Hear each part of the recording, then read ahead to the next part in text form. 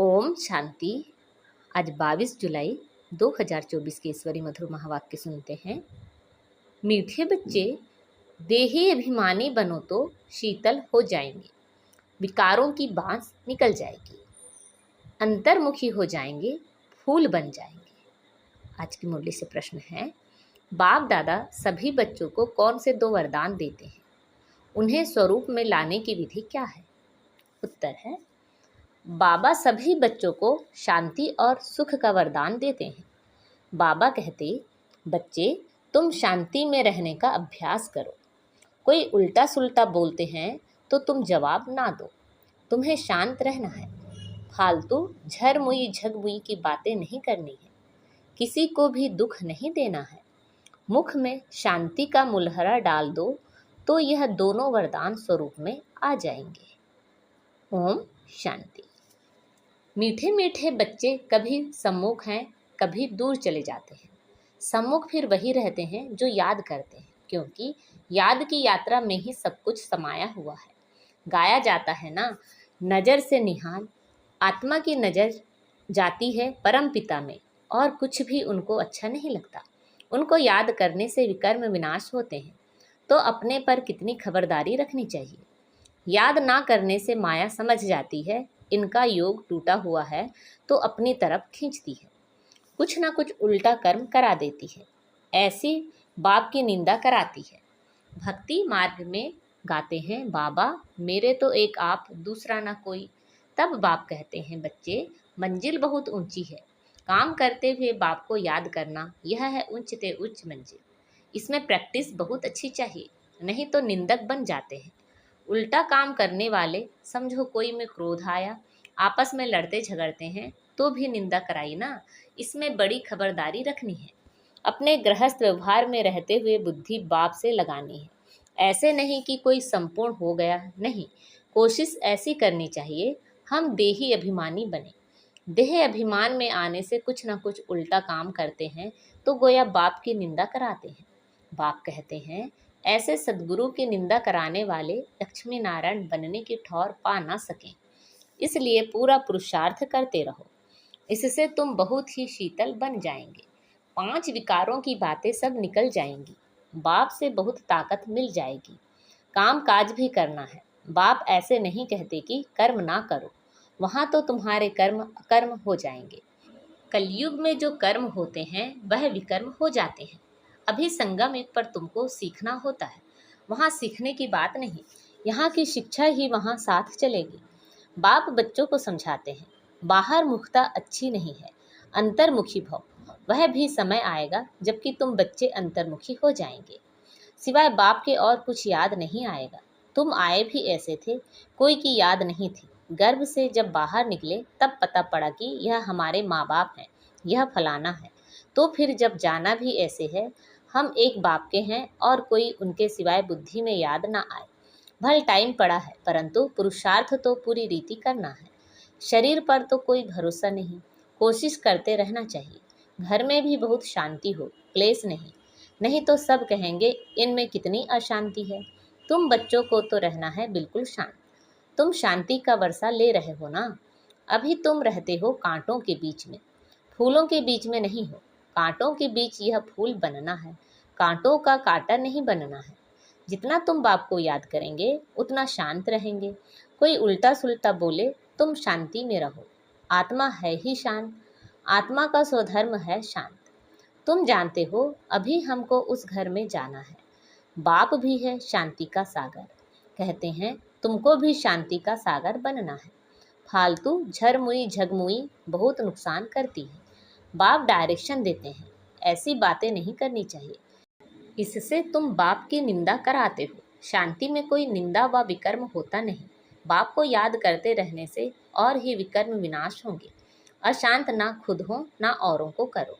किसी को दुख देने से आत्मा नाराज होती है। बहुत हैं जो रिपोर्ट लिखते हैं, बाबा यह घर में आते हैं तो धम चक्र मचा देते हैं। बाबा लिखते हैं, तुम अपने शांति स्वधर्म में रहो। हातम ताई की कहानी भी है ना। उनको कहा तुम मुख में मुलहरा डाल दो तो आवाज़ निकलेगा ही नहीं, बोल नहीं सकेंगे। तुम बच्चों को शांति में रहना है। मनुष्य शांति के लिए बहुत धक्के खाते हैं। तुम बच्चे जानते हो, हमारा मीठा बाबा शांति का सागर है। शांति कराते कराते विश्व में शांति स्थापन करते हैं। अपने भविष्य मर्तबे को भी याद करो।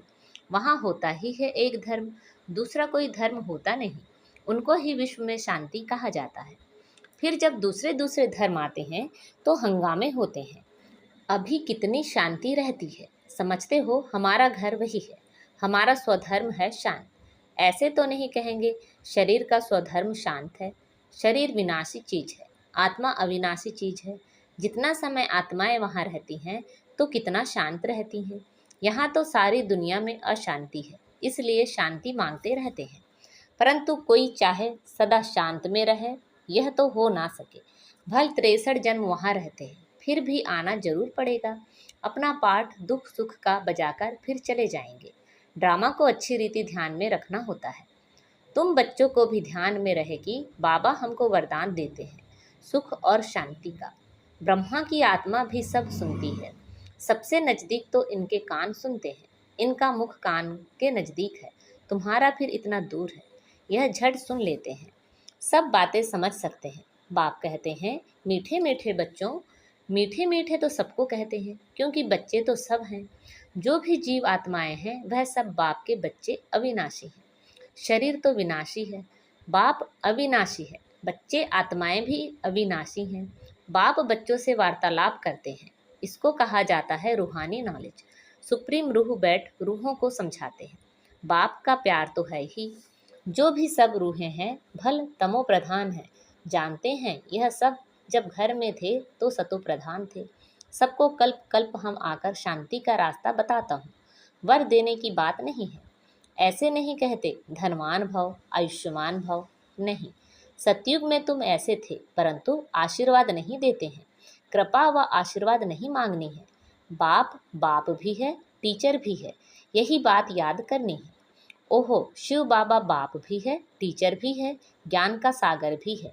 बाप ही बैठ अपना और रचना के आदि मध्य अंत का ज्ञान सुनाते हैं, जिससे तुम चक्रवर्ती महाराजा बन जाते हो। यह सारा ऑल राउंड चक्र है ना। बाप समझाते हैं, इस समय सारी दुनिया रावण राज्य में है। रावण सिर्फ लंका में नहीं है, यह है बेहद की लंका। चारों तरफ पानी है। सारी लंका रावण की थी, अब फिर राम की बनती है। लंका तो सोने की थी, वहाँ सोना बहुत होता है। एक मिसाल भी बताते हैं। ध्यान में गया, वहाँ एक सोने की ईंट देखी। जैसे यहाँ मिट्टी की है, वहाँ सोने की होंगी। तो ख्याल किया सोना ले जाएं। कैसे कैसे नाटक बनाए हैं। भारत तो नामी ग्रामी है और खंडों में इतने हीरे जवाहर नहीं होते। बाप कहते हैं, मैं सबको वापस ले जाता हूँ गाइड बन करके। चलो बच्चे, अब घर जाना है। आत्माएं पतित हैं, पावन होने बिगर घर जा नहीं सकती हैं। पतित को पावन बनाने वाला एक बाप ही है, इसलिए सब यहाँ ही है। वापिस कोई भी जा नहीं सकते, लॉ नहीं कहता। बाप कहते हैं, बच्चे, माया तुम्हें और ही जोर से देह अभिमान में लाएगी। बाप को याद करने नहीं देगी। तुमको खबरदार रहना है, इस पर ही युद्ध है। आंखें बड़ा धोखा देती हैं। इन आँखों को कब्जे में, अधिकार में रखना है। देखा गया भाई बहन में भी दृष्टि ठीक नहीं रहती है, तो अब समझाया जाता है, भाई भाई समझो। यह तो सब कहते हैं हम सब भाई भाई हैं, परंतु समझते कुछ भी नहीं। जैसे मेंढक ट्रा ट्रा करता है रहते हैं, अर्थ कुछ नहीं समझते। अभी तुम यह एक बात का यथार्थ अर्थ समझ गए हो। बाप मीठे मीठे बच्चों को बैठ समझाते हैं कि तुम भक्ति मार्ग में भी आशिक थे, माशूक को याद करते थे, दुख में झट उनको याद करते हैं। हाय राम, हे भगवान, रहम करो। स्वर्ग में तो ऐसे कभी नहीं कहेंगे, वहाँ रावण राज्य ही नहीं होता है। तुमको राम राज्य में ले जाते हैं तो उनकी मत पर चलना चाहिए। अभी तुमको मिलती है ईश्वरी मत, फिर मिलेगी दैवी मत। इस कल्याणकारी संगम युग को कोई भी नहीं जानते हैं, क्योंकि सबको बताया हुआ है कलयुग अजुन छोटा बच्चा है, लाखों वर्ष पड़े हैं। बाबा कहते, यह है भक्ति का घोर अंधियारा, ज्ञान है सोझरा। ड्रामा अनुसार भक्ति की भी नूंद है, यह फिर भी होगी। अब तुम समझते हो, भगवान मिल गया तो भटकने की दरकार नहीं रहती। तुम कहते हो हम जाते हैं बाबा के पास अथवा बाप दादा के पास। इन बातों को मनुष्य तो समझ ना सके।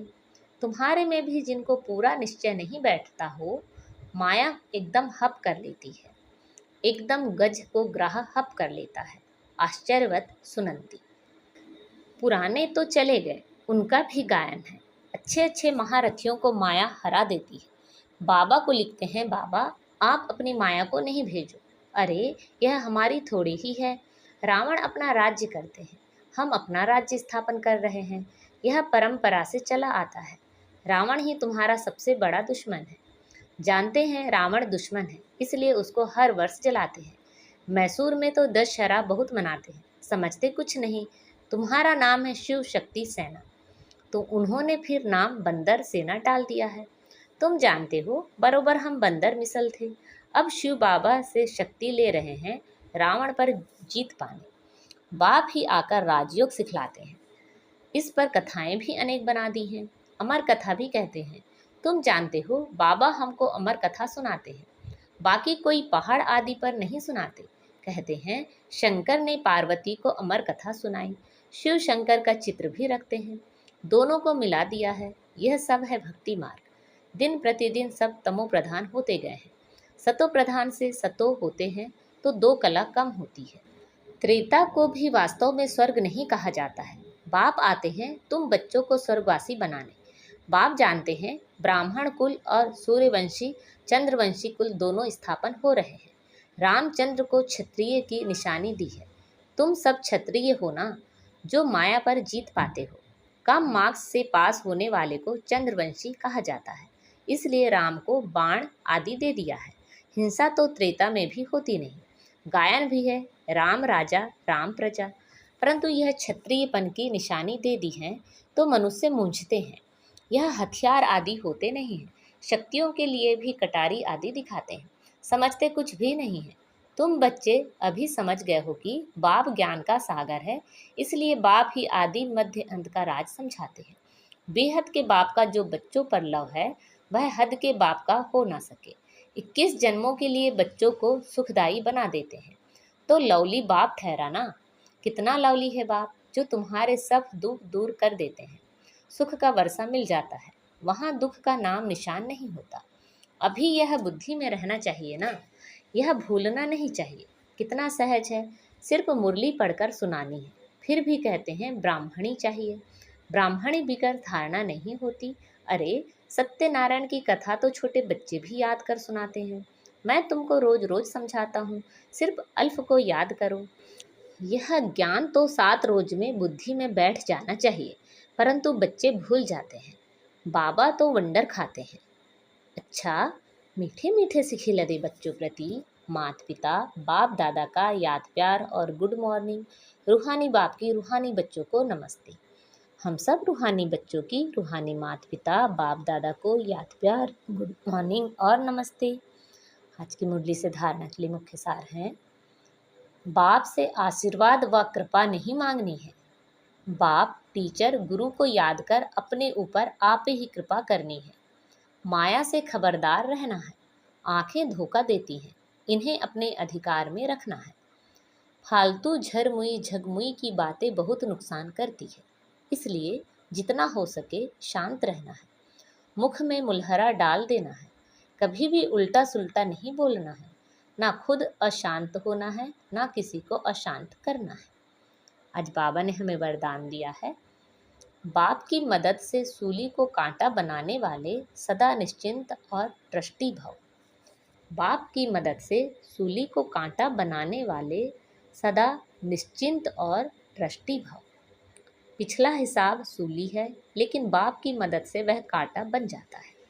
परिस्थितियां आनी जरूर है, क्योंकि सब कुछ यहाँ ही चुकतू करना है, लेकिन बाप की मदद उन्हें कांटा बना देती है, बड़ी बात को छोटा बना देती है, क्योंकि बाप बड़ा साथ है। इसी निश्चय के आधार से सदा निश्चिंत रहो और ट्रस्टी बन मेरे को तेरे में बदली कर हल्के हो जाओ, तो सब बोझ 1 सेकंड में समाप्त हो जाएंगे। आज का स्लोगन है, शुभ भावना के स्टॉक द्वारा नेगेटिव को पॉजिटिव में परिवर्तन करो। शुभ भावना के स्टॉक द्वारा नेगेटिव को पॉजिटिव में परिवर्तन करो। अच्छा, ओम शांति।